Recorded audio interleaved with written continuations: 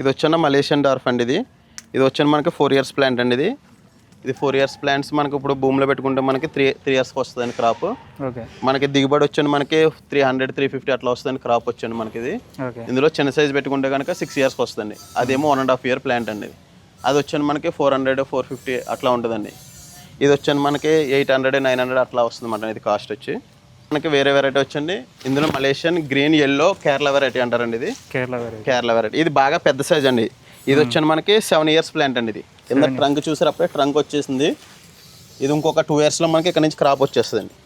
Okay. ఇది మనకి ఒక 3 feetలోనే క్రాప్ వచ్చేస్తుంది మనకి. హైట్ పోదండి. ఇది కిందనే భూమి మీద కాసేస్తుంది ఈ రకం. ఇందులోనే ఇంకొక వెరైటీ ఉందండి. ఈ మలేషియన్ గ్రీన్ సన్నంగ్ అంటారండి. ఇది కూడా గ్రీన్ కలర్ వస్తుంది. ఇది కూడా మనకి వాటర్ తక్కువ ఉంటుంది, టెంకాయ ఎక్కువ ఉంటుందండి.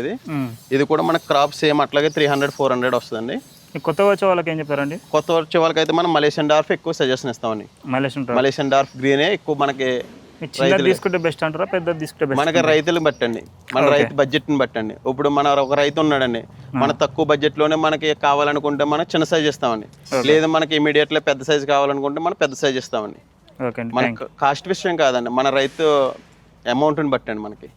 మనం అయితే ఎక్కువ చిన్న సైజే సజెషన్ ఇస్తామండి రైతులకి ఏదైనా సరే. ఎందుకంటే బల్క్లో తీసుకుంటారు కాబట్టి చిన్న సైజే పెట్టుకోవాలండి. కింద నుంచి మంచి స్ట్రాంగ్గా వస్తుంది అన్నమాట అండి. కింద నుంచి స్ట్రాంగ్ వస్తుంది చిన్న సైజ్ అయితే. పెద్ద సైజ్ అయినా కానీ ఇట్లానే ఉంటుందండి మనకి. ఏమన్నా ఒక 20 plants అట్లా 30 plants పెట్టుకోవాలనుకుంటే పెద్ద సైజ్ అండి. 100 above పెట్టుకుంటే మనకి చిన్న సైజే మనకి కాస్ట్ తక్కువ అవుతుంది, మొక్కలు కూడా దృఢంగా వస్తాయి అన్నమాట అండి. Okay, thank you.